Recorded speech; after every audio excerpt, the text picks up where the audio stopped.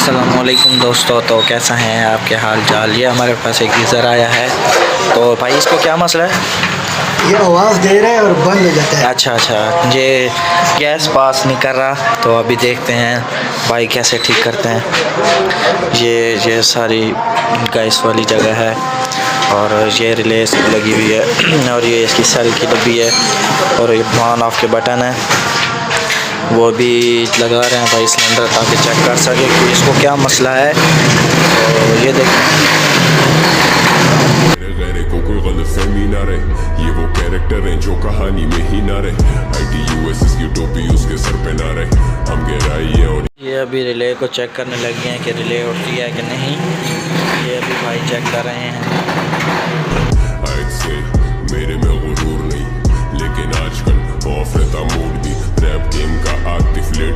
अगर आपको गीज़र के बारे में और अपडेट चाहिए तो हमारे चैनल को सब्सक्राइब करें और बेल आइकन को दबाएं, ताकि हर आने वाली न्यू अपडेट आपको मिलती रहे।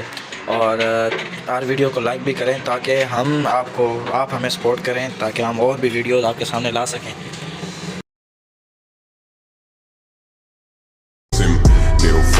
जैसे तुझे STD तेरी कोई वेव नहीं है बेटा, you're an MP3.